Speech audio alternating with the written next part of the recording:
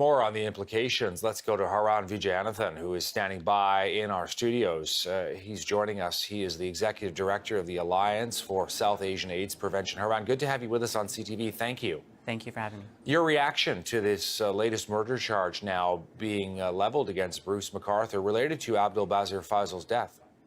Yeah, I think, it's one of those things we were anticipating it to come forward at some point. I think the community already knew he was connected, and we're just waiting for confirmation. So, we've had a lot of information thrown at us over the last little while, and so this comes of no surprise, but it's nice to have closure, to know that he's been found, and that the family and friends of him can actually find ways to move forward. How do you think police have handled this investigation so far? As you know, there has been pretty widespread criticism within the community about this.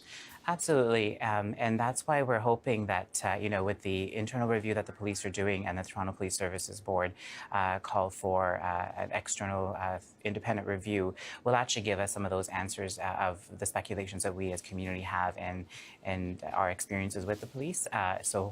Between the two reviews, we hope that we'll get to the answers that we need and find ways to, address some of those key concerns in missing persons. Haran, something else I'm curious about. You represent the South Asian AIDS Prevention Group, which focuses, of course, on people of color. And I'm curious whether you believe some of the criticism, which is that if some of these victims, alleged victims of Bruce McArthur, had been white men, whether police would have handled this differently. In other words, is this some sort of a systemic pattern that's going on in which certain marginalized communities, perhaps, are not treated the same way? Absolutely, and that was the in our initial letter that we sent out in the January 28th.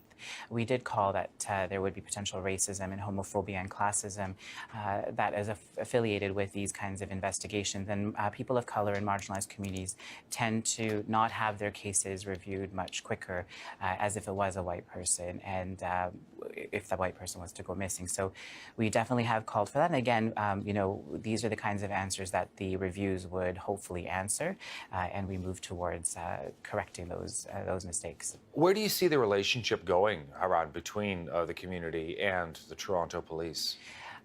So that's a difficult question to answer, but right now it's strained. We had a community meeting with the Deputy Chief McLean, Danielle Bottineau, and Staff Sergeant Schertzer to answer some of those questions and have those conversations. The community building and the trust building will take a long time. It just doesn't happen overnight. So we're really hoping that, through these ongoing dialogue and these conversations that we're having, and ways in which people can be proactive in reporting, and our relationship as an organization with the Toronto Police Services, hopefully over time that will strengthen. Right now, again, it's still strained. There's multiple opinions, and it's going to take some time.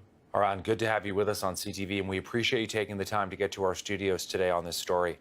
Thank you so much for having me.